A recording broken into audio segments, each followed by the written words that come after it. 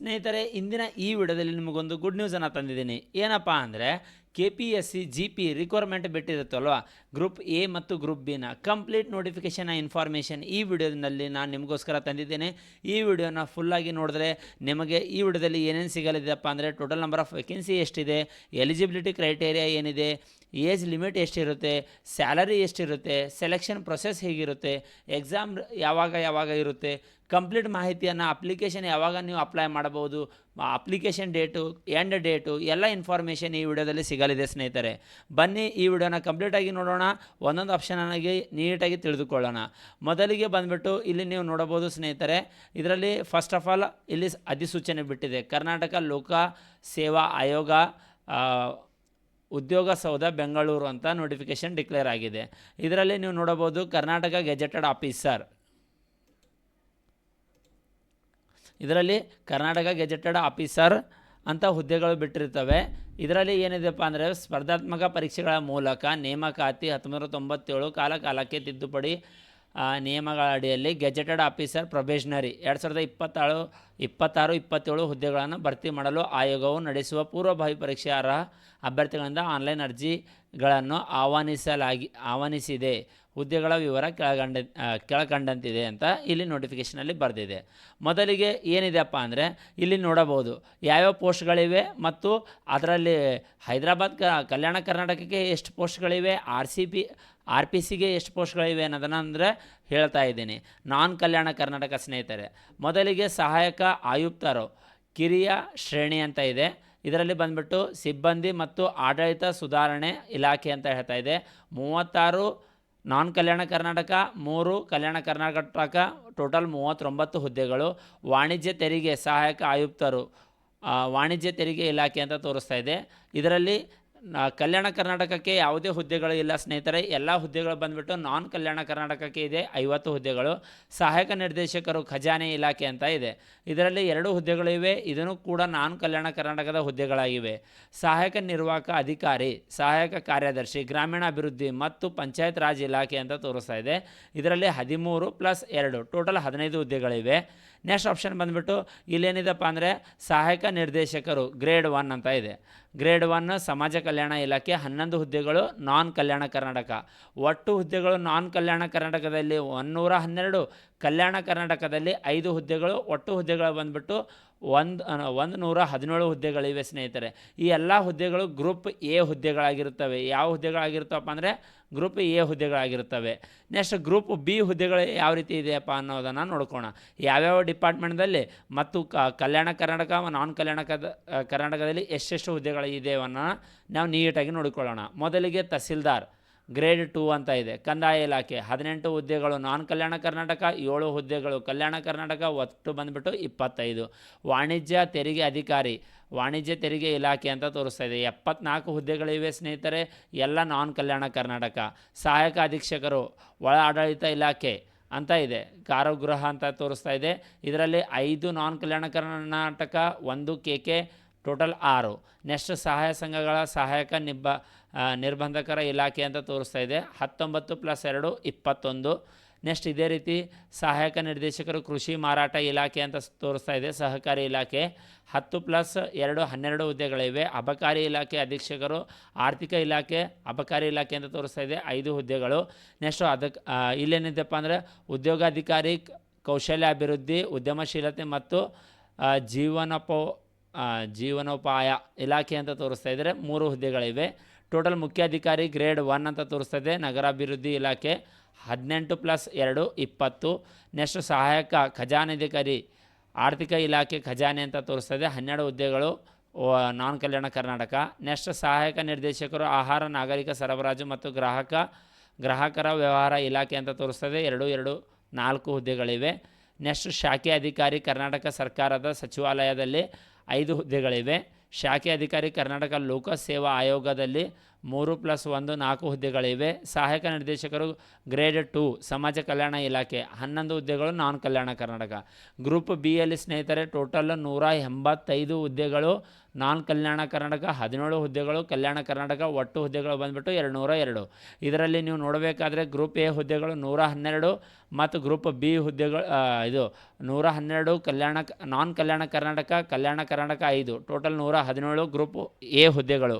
Group B ಯಲ್ಲಿ 185 ನಾನ್ ಕಲ್ಯಾಣ ಕರ್ನಾಟಕ, 17 ಕಲ್ಯಾಣ ಕರ್ನಾಟಕ, ಒಟ್ಟು ಬಂದುಬಿಟ್ಟು 202. ಇದರಲ್ಲಿ ಒಟ್ಟು ಹುದ್ದೆಗಳು ಬಂದುಬಿಟ್ಟು ನಾನ್ ಕಲ್ಯಾಣ ಕರ್ನಾಟಕಕ್ಕೆ 297 ಸ್ನೇಹಿತರೆ. ಅದಾಗಣ ಕಲ್ಯಾಣ ಕರ್ನಾಟಕಕ್ಕೆ 22, ಒಟ್ಟು ಹುದ್ದೆಗಳು 319 ಇರುತ್ತವೆ. ಓಕೆನಾ. ನೆಕ್ಸ್ಟ್ ಆಗಿ ಮುಂದೆ ನೋಡೋಣ ಬನ್ನಿ. ಮತ್ತು ಇದರಲ್ಲಿ ಏನೇನಿದೆಯಪ್ಪ ಅಂದರೆ ಅರ್ಜಿ ಸಲ್ಲಿಸುವ ಪ್ರಾರಂಭ ದಿನಾಂಕ ಬಂದುಬಿಟ್ಟು 1/8/2026 ಇವತ್ತಿನ ಡೇಟ್ ಸ್ನೇಹಿತರೆ. ಇದೇ ನೋಟಿಫಿಕೇಷನ್ ಡೇಟ್ ನಿನ್ನೆ ರಾತ್ರಿ ರಿಲೀಸ್ ಆಗಿತ್ತು. ಈ ವಿಡಿಯೋನ ಇವತ್ತು ಮಾಡ್ತಾಯಿದ್ದೀವಿ. ನಿಮಗೋಸ್ಕರ ವಿಡಿಯೋನ ಅತಿ ಶೀಘ್ರದಲ್ಲಿ ತರಲಿದ್ದೇವೆ. ಮರ್ಯಾದೆ ಈ ಚಾನಲ್ಗೆ ಸಬ್ಸ್ಕ್ರೈಬ್ ಮಾಡೋ ಮೂಲಕ ನೆನ್ಪಿಟ್ಟುಕೊಳ್ಳಿ. ನಾವು ವಿಡಿಯೋ ಇವತ್ತು ಆದರೆ ಟ್ರೈ ಮಾಡ್ತೀವಿ ಅಥವಾ ನಾಳೆ ಸಂಜೆವರೆಗೂ ನಿಮಗೆ ವಿಡಿಯೋ ಇದರ ಅವೈಲೇಬಲ್ ಆಗುತ್ತದೆ ನಮ್ಮ ಚಾನಲ್ನಲ್ಲಿ, ಯಾವ ರೀತಿ ಅಪ್ಲಿಕೇಶನ್ನ ಅಪ್ಲೈ ಮಾಡೋದು ಅಂತ. ನೆಕ್ಸ್ಟ್ ಅರ್ಜಿ ಸಲ್ಲಿಸಲು ಕೊನೆಯ ದಿನಾಂಕ ಬಂದುಬಿಟ್ಟು 31/8/2026 ಇರುತ್ತದೆ. ನೆನ್ಪಿಟ್ಟುಕೊಳ್ಳಿ ಸ್ನೇಹಿತರೆ, 31/8/2026 ಇರುತ್ತದೆ. ಪೂರ್ವಭಾವಿ ಪರೀಕ್ಷೆ ದಿನಾಂಕ ತಾತ್ಕಾಲಿಕ ಡೇಟ್ ಅಂತ ಕೊಟ್ಟಿದ್ದಾರೆ. ನೀವು ಅಂತಿರಲ್ಲ ಪ್ರಿಲಿಮ್ಸ್ ಅಂತ, ಅದರದ ತಾತ್ಕಾಲಿಕ ಡೇಟ್ ಬಂದುಬಿಟ್ಟು 15/11/2026 ಒಂದು ತಾತ್ಕಾಲಿಕ ಡೇಟನ್ನು ಕೊಟ್ಟಿರ್ತಾರೆ. ಇದರಲ್ಲಿ ಬಂದುಬಿಟ್ಟು ನೆಕ್ಸ್ಟ್ ಏನು ಬರ್ತದೆಪ್ಪ ಅಂದರೆ ವಿಶೇಷ ಸೂಚನೆಗಳಿವೆ ಸ್ನೇಹಿತರೆ. ಯಾರ್ಯಾರು ಈ ಅಪ್ಲಿಕೇಶನ್ ಅಪ್ಲೈ ಮಾಡ್ತೀರಾ ಅವರೆಲ್ಲರಿಗೆ ನಾವೊಂದು ಶಾರ್ಟಾಗಿ ಹೇಳ್ತೀನಿ. ಇಲ್ಲಿಂದ ವಿಶೇಷ ಸೂಚನೆಗಳು ಏನೇನಿದೆ ಅಲ್ವಾ, ಎಲ್ಲ ಇನ್ಫಾರ್ಮೇಷನ್ನ ನೀಟಾಗಿ ನೋಡಿಕೊಳ್ಳಿ. ಇದು ನಿಮಗೆ ಡಿಸ್ಕ್ರಿಪ್ಷನಲ್ಲಿ ಇದರ ಲಿಂಕನ್ನು ಕೊಟ್ಟಿರುತ್ತೇನೆ. ನೋಟಿಫಿಕೇಷನ್ನ ನೀಟಾಗಿ ನೋಡಿಕೊಳ್ಳಿ ಸ್ನೇಹಿತರೆ. 90 ಪೇಜಿನ ನೋಟಿಫಿಕೇಷನ್ ಇದೆ. ಇದು ಟೋಟಲ್ ನಂಬರ್ ಆಫ್ ಪೇಜಸ್ 90. ಇವೆಲ್ಲ ಪೇಜ್ಗಳನ್ನು ನೀಟಾಗಿ ಓದಿಕೊಳ್ಳಬೇಕು, ಒಂದೊಂದು ಅಪ್ಲೈ ಮಾಡಬೇಕು. ಅರ್ಜಿ ಸಲ್ಲಿಸುವ ಹಂತಗಳು ಅಂತಿದೆ. ಮೊದಲ ಬಾರಿ ನೋಂದಣಿ ಪ್ರಕ್ರಿಯೆ ಅಂತ ಇದೆ. 1 ಟೈಮ್ ರಿಜಿಸ್ಟ್ರೇಷನನ್ನು ಮಾಡಿಕೊಳ್ಳಬೇಕು ಮತ್ತು OTR ಟೈಮ್ ರಿಜಿಸ್ಟ್ರೇಷನ್ ಅಂತ ಹೇಳ್ತದೆ. ಶಾರ್ಟಲ್ಲಿ 1 ಟೈಮ್ ರಿಜಿಸ್ಟ್ರೇಷನ್ ಅಂತ ಹೇಳ್ತಾ ಇದೆ. ರಿಜಿಸ್ಟ್ರೇಷನ್ ವೆಬ್ಸೈಟ್ ಬಂದುಬಿಟ್ಟು KPSC ಸ್ನೇಹಿತರೆ, KPSC ಆನ್ಲೈನ್ karnataka.gov.in ಅಂತ ಇದೆ. ಇದರಲ್ಲಿ ನ್ಯೂ ರಿಜಿಸ್ಟ್ರೇಷನನ್ನು ಮಾಡಿಕೊಳ್ಳಬೇಕು. ಅದೆಲ್ಲ ಪ್ರೊಸೆಸನ್ನು ನಿಮಗೆ ವಿಡಿಯೋ ಮೂಲಕ ನಾನು ತಿಳಿಸ್ತೀನಿ. ನೆಕ್ಸ್ಟ್ ಆಪ್ಷನ್ ಬರುತ್ತೆ ಸೂಚನೆಗಳಂತ ಇದೆ. ಇಲ್ಲಿ ವೈಯಕ್ತಿಕ ಬಗ್ಗೆ ನಿಮಗೆ SLC ಏನೇನಾಗಿರಬೇಕು, ಯಾವ ಇಯರ್ ಆಗಿರಬೇಕು ಮತ್ತು ಅದರ ಬಗ್ಗೆ ವಿದ್ಯಾರ್ಹತೆ PUC ಆಗಿರಬೇಕು ಮತ್ತು PUC ನಂತರ 2008 ಮುಂಚೆ 2008 ಆಗೋಣ ನೆಕ್ಸ್ಟ್ ಅಪ್ಲಿಕೇಶನ್ ಏನು ಹಾಕಿರ್ತಾರೆ ಅದ್ರ ಬಗ್ಗೆ ಇನ್ಫಾರ್ಮೇಷನ್ ಇದೆ. ಎಲ್ಲ ನೀಟಾಗಿ ನೋಡಿಕೊಳ್ಳಿ. ನೆಕ್ಸ್ಟ್ ಆಪ್ಷನ್ನು ಇಲ್ಲಿ ಹೇಳ್ತಾ ಇದೆ, ಕೇವಲ ಸಹಿ ಮತ್ತು ಭಾವಚಿತ್ರವನ್ನು JPG ಮತ್ತು JPEG ಮತ್ತು JPGಯಲ್ಲಿ ಅಪ್ಲೋಡ್ ಮಾಡಬೇಕು. ಅಂದರೆ ಯಾವಾಗಲೂ ಸಿಗ್ನೇಚರ್ ಮತ್ತು ಇದನ್ನು ಅಪ್ಲೋಡ್ ಮಾಡ್ತೀರಲ್ವ ಸೈನ್, ಅದು JPGಯಲ್ಲಿ ಅಪ್ಲೋಡ್ ಮಾಡಬೇಕಂತ ಹೇಳ್ತಾ ಇದೆ. ಇಲ್ಲಿ ಮತ್ತೆ ವಿಶೇಷ ಸೂಚನೆ ಕೂಡ ಇದೆ. ಇದರಲ್ಲಿ ಏನಿದೆಯಪ್ಪ ಅಂದರೆ KPSC ಉದ್ಯೋಗ ತಂತ್ರಾಂಶದ ಮೂಲಕ ಆಯೋಗದಿಂದ ಅಧಿಸೂಚಿಸಲಾದ ಮೇಲ್ಕಂಡ ಹುದ್ದೆಗಳಿಗೆ ಆನ್ಲೈನ್ ಅರ್ಜಿಯನ್ನು ಸಲ್ಲಿಸಲು ಅಭ್ಯರ್ಥಿಗಳಿಗೆ ಕೆಳಕಂಡ ಇನ್ಸ್ಟ್ರಕ್ಷನ್ಸ್ಗಳನ್ನು ಮತ್ತು ಆ ನೋಟಿಫಿಕೇಷನನ್ನು ಹ್ಯಾಸ್ ಪೋಸ್ಟ್ ಥ್ರೋ KPSC ಉದ್ಯೋಗ ಸಾಫ್ಟ್ವೇರ್ ಅಂತ ಹೇಳ್ತಾ ಇದೆ. ಇದರಲ್ಲಿ ಏನು ಹೇಳ್ತಾ ಇದೆಯಪ್ಪ ಅಂದರೆ ಭಾಳಷ್ಟು ಇನ್ಫಾರ್ಮೇಷನ್ಗಳು ಇಂಪಾರ್ಟೆಂಟ್ ಇದ್ದು ಒಂದೊಂದು ಇನ್ಫಾರ್ಮೇಷನನ್ನು ನೀಟಾಗಿ ನೋಡಿಕೊಳ್ಳಬೇಕು. ಮತ್ತು ಇದು ಪೇಮೆಂಟ್ ಮಾಡುವ ವಿಧಾನ ಕೇಳ್ತಾ ಇದೆ. ಆ ಅರ್ಜಿ ಶುಲ್ಕವನ್ನು ಪಾವತಿಸಲು ನೀವು UPI ಬಳಸ್ಬೋದು, credit card, debit card, net banking ಬಳಸಿನೂ ಪೇಮೆಂಟ್ ಮಾಡ್ಬೋದು ಸ್ನೇಹಿತರೆ. ನೆಕ್ಸ್ಟ್ ಶುಲ್ಕ ಪಾವತಿಸಲು ಈ ಕೆಳಗಿನ ವಿಧಾನಗಳನ್ನು ಒಂದೊಂದಾಗಿ ನೋಡಿಕೊಳ್ಳಿ ಅಂತ ಹೇಳ್ತಾ ಇದೆ. ನೆಕ್ಸ್ಟ್ ಅಪ್ಲಿಕೇಶನ್ ಸಬ್ಮಿಟ್ ಆದರೆ ಪೇಮೆಂಟ್ ಡನ್ ಆಗಬೇಕು ಮತ್ತು ಅಪ್ಲಿಕೇಶನ್ ಎಕ್ಸೆಪ್ಟ್ ಆವಾಗ ಆಗುತ್ತೆ. ಅಂದರೆ ಮೊದಲಿಗೆ ಅಪ್ಲಿಕೇಶನ್ ಅಪ್ಲೈ ಮಾಡಬೇಕು, ಪೇಮೆಂಟ್ ಮಾಡಬೇಕು ಮತ್ತು ಅಪ್ಲಿಕೇಶನ್ ಏನಾಗುತ್ತೆ ಎಕ್ಸೆಪ್ಟ್ ಆಗುತ್ತೆ. ಇಲ್ಲಿ ಬಂದುಬಿಟ್ಟು ನಿಮ್ಮ ಕ್ಯಾಟಗರಿ ಅಂದರೆ ನಮ್ಮದು ಯಾವುದೇ ಕ್ಯಾಟಗರಿಗೆ ಬರುತ್ತಲ್ವ ಕಾಸ್ಟ್ನಲ್ಲಿ ಯಾವ ಅಭ್ಯರ್ಥಿಗಳಿಗೆ ಯಾವ ಕ್ರೈಟೇರಿಯಾದ ಮೂಲಕ ಸೆಲೆಕ್ಷನ್ ಆಗುತ್ತಾರೆ ಅಂತ ಹೇಳ್ತಾ ಇದ್ದಾರೆ. ಸಾಮಾನ್ಯ ಅರ್ಹತೆ ಅಂತ ಇರ್ತದೆ GM ಸ್ಟೂಡೆಂಟ್, ಜನರಲ್ ಮೆರಿಟ್, ಪರಿಶಿಷ್ಟ ಜಾತಿ SC ಅಂತ ಇದೆ, ಶೆಡ್ಯೂಲ್ ಕಾಸ್ಟ್, ಪರಿಶಿಷ್ಟ ಪಂಗಡ ಅಂತ ಇದೆ.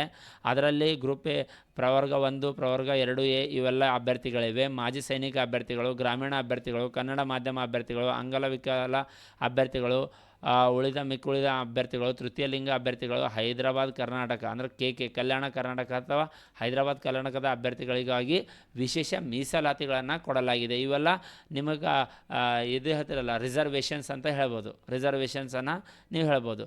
ಶುಲ್ಕ ಎಷ್ಟಿರುತ್ತಪ್ಪ ಅಂದರೆ ಅಭ್ಯರ್ಥಿಗಳಿಗೆ ಸಾಮಾನ್ಯ ಅಭ್ಯರ್ಥಿಗಳಿಗೆ 600 ರೂಪಾಯಿ ಇರುತ್ತದೆ ಮತ್ತು SC ಪ್ರವರ್ಗ 1, 2B, 3A ಸೇರಿದ ಅಭ್ಯರ್ಥಿಗಳಿಗೆ 300 ರೂಪಾಯಿ ಇರುತ್ತದೆ. ಅದಾಗಣ ಮಾಜಿ ಸೈನಿಕ ಅಭ್ಯರ್ಥಿಗಳಿಗೆ 50 ರೂಪಾಯಿ ಇರುತ್ತದೆ. ಪರಿಶಿಷ್ಟ ಜಾತಿ ಪಂಗಡ ಪ್ರವರ್ಗ ಒಂದು ಅಂಗವಿಕಲ ಅಭ್ಯರ್ಥಿಗಳಿಗೆ ಶುಲ್ಕ ಪಾವತಿಯಿಂದ ವಿನಾಯಿತಿ ಇದೆ.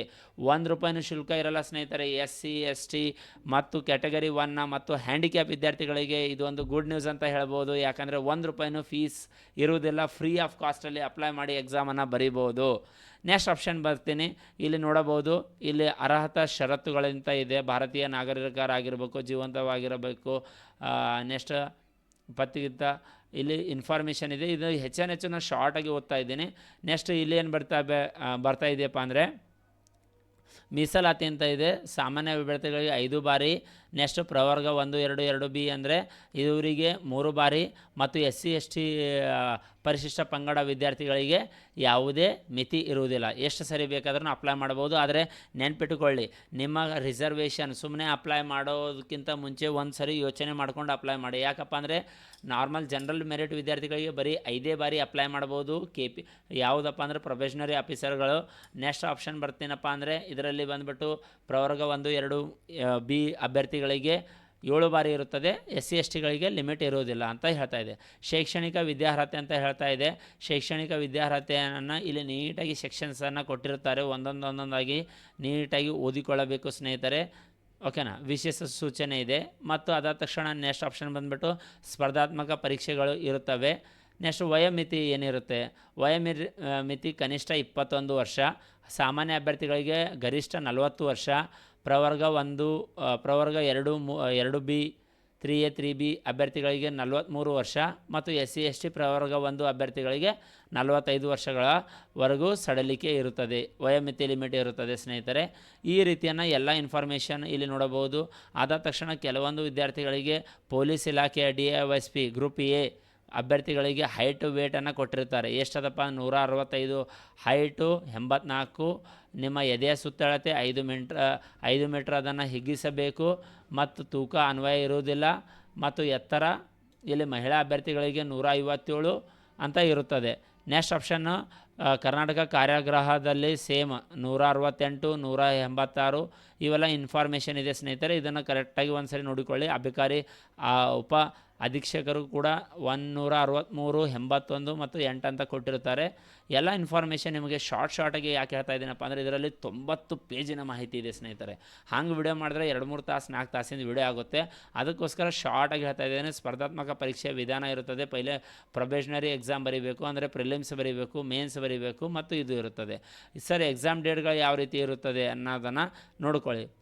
ಪ್ರಶ್ನೆ ಪತ್ರಿಕೆ 1ರಲ್ಲಿ ಏನೇನು ಮಾಹಿತಿ ಇರುತ್ತೆ, ಒಟ್ಟು ಅಂಕಗಳು ಎಷ್ಟು, ಒಟ್ಟು ನಿಮಗೆ ಪ್ರಶ್ನೆಗಳು ಎಷ್ಟು, ಒಟ್ಟು ಅಂಕಗಳು ಎಷ್ಟು, ಪ್ರಶ್ನೆ ಪತ್ರಿಕೆ 2ರಲ್ಲಿ ಒಟ್ಟು ಪ್ರಶ್ನೆಗಳು ಎಷ್ಟು, ಒಟ್ಟು ಅಂಕಗಳು ಎಷ್ಟು ಅಂತ ಇಲ್ಲಿ ಆಪ್ಷನ್ ಇದೆ. ಈ ಶಾರ್ಟಾಗಿ ನಿಮಗೆ ನೋಟಿಫಿಕೇಷನ್ ಇನ್ನೊಂದರ ಬಗ್ಗೆ ಮಾಹಿತಿ ಕೊಡ್ತೀನಿ. ಏನಪ್ಪ ಅಂದರೆ ಇಲ್ಲಿ ನೋಡಬಹುದು ನೀವು, ಇದು ಏನಿದೆಯಪ್ಪ ಅಂದರೆ ಅದೇ ನೋಟಿಫಿಕೇಷನ್ ಎಕ್ಸಾಮ್ ಡೇಟ್ ಯಾವಾಗಿರುತ್ತೆ ಅನ್ನೋದನ್ನು ಒಂದು ಶಾರ್ಟ್ ನೋಟಿಫಿಕೇಷನ್ ಕೂಡ ಬಿಟ್ಟಿರ್ತಾರೆ. ಗ್ರೂಪ್ A ಅಭ್ಯರ್ಥಿಗಳಿಗೆ 31/7/2026ಕ್ಕೆ ನೋಟಿಫಿಕೇಷನ್ ಬಿಟ್ಟಿರುತ್ತಾರೆ. 1/8/2026ಕ್ಕೆ ಏನು ಬಿಟ್ಟಿರ್ತಾರಪ್ಪ ಅಂದರೆ ಅಪ್ಲಿಕೇಶನ್ ಸ್ಟಾರ್ಟ್ ಆಗಿದೆ ಇವತ್ತಿನಿಂದ. ನೆಕ್ಸ್ಟ್ ಅರ್ಜಿ ಸಲ್ಲಿಸಲು ಕೊನೆಯ ದಿನಾಂಕ ಬಂದುಬಿಟ್ಟು 31/8/2026 ಇರುತ್ತೆ ಸ್ನೇಹಿತರೆ. ಅರ್ಜಿ ಸಲ್ಲಿಸುವ ಲಿಖಿತ ಪರೀಕ್ಷೆ 15/11/2026 ಇರುತ್ತದೆ. ಪರೀಕ್ಷೆ ಅವಧಿ 1 ದಿನ ಇರುತ್ತದೆ. ಫಲಿತಾಂಶದ ದಿನಾಂಕ 15/12/2026 ಕೊಟ್ಟಿರುತ್ತಾರೆ. ಸೇಮ್ ಇದು ಪ್ರೊಬೇಷನರಿ ಆಫೀಸರ್ ಮುಖ್ಯ ಪರೀಕ್ಷೆ ಅಂತ ಕೇಳ್ತಾ ಇದೆ. ಮೇನ್ಸ್ ಪರೀಕ್ಷೆ ಯಾವಾಗಿರುತ್ತಪ್ಪ ಅಂದರೆ 21/12/2026 ಅಂತ ಹೇಳ್ತಾ ಇದ್ದಾರೆ ಅರ್ಜಿ ಸಲ್ಲಿಸಲು ದಿನಾಂಕ. ನೆಕ್ಸ್ಟ್ ಇದು ಬಂದುಬಿಟ್ಟು ಗಳಿಸಿದ ಅರ್ಜಿ ಸಲ್ಲಿಸಲು ಕೊನೆಯ ದಿನಾಂಕ ಏನಿರುತ್ತಪ್ಪ ಅಂದರೆ 11/7/2026 ನೀವು ಮೇನ್ಸ್ ಎಕ್ಸಾಮ್ಗೆ ಮತ್ತೆ ಅಪ್ಲೈ ಮಾಡಬೇಕಾಗುತ್ತದೆ. ಅದಾಗಣ ಇವೆಲ್ಲ ಪರೀಕ್ಷೆ ದಿನಾಂಕಗಳು ಕೊಟ್ಟಿರ್ತಾರೆ ಸ್ನೇಹಿತರೆ. 4 ದಿನಗಳ ಪರೀಕ್ಷೆ ಅವಧಿ ಇರುತ್ತದೆ. ನೆಕ್ಸ್ಟ್ ಆಪ್ಷನ್ ಬಂದುಬಿಟ್ಟು 27/4/2027ಕ್ಕೆ ನಿಮ್ಮ ರಿಸಲ್ಟ್ ಕೊಡುವ ದಿನಾಂಕನೂ ಕೊಟ್ಟಿರುತ್ತಾರೆ. ವೈಯಕ್ತಿಕ ಪರೀಕ್ಷೆ ಅಂತ ಇರುತ್ತಾರೆ, ವ್ಯಕ್ತಿತ್ವದ ಪರೀಕ್ಷೆ ಅಂತ ತೋರಿಸ್ತಾ ಇದೆ. ಇಲ್ಲಿ ಇಂಟರ್ವ್ಯೂ ಅಂತ ಹೇಳ್ಬೋದು. ಇದು 15/7/2027ರಿಂದ 31 31/5/2027 ಇರುತ್ತದೆ. ತಾತ್ಕಾಲಿಕ ಆಯ್ಕೆ ಪಟ್ಟಿಯನ್ನು ಇದರಲ್ಲಿ ಪ್ರಕಟಿಸಲಾಗುತ್ತದೆ ಅಂತ ಹೇಳ್ತಾ ಇದೆ. ಈ ರೀತಿ ಇನ್ಫಾರ್ಮೇಷನ್ ವಿಡಿಯೋಗಳು ನಿಮಗೆ ಬೇಕಾದರೆ ಎರಡು ನೋಟಿಫಿಕೇಷನ್ನ ಲಿಂಕ್ ಡಿಸ್ಕ್ರಿಪ್ಷನಲ್ಲಿ ಕೊಟ್ಟಿರುತ್ತೆ ಸ್ನೇಹಿತರೆ. ಪೂರಾ ವಿಡಿಯೋನ ನೀಟಾಗಿ ನೋಡಿಕೊಳ್ಳಿ, ಅಪ್ಲಿಕೇಶನ್ನ ಅಪ್ಲೈ ಮಾಡಿ. ಮತ್ತೆ ನಿಮಗೋಸ್ಕರ ಅಪ್ಲಿಕೇಶನನ್ನು ಅಪ್ಲೈ ಮಾಡುವ ವಿಡಿಯೋ ನಾಳೆ ಸಂಜೆವರೆಗೆ ನಾವು ನಿಮಗೋಸ್ಕರ ತರ್ತೀವಿ. ಅಲ್ಲಿವರೆಗೆ ಧನ್ಯವಾದಗಳು. ಬಾಯ್.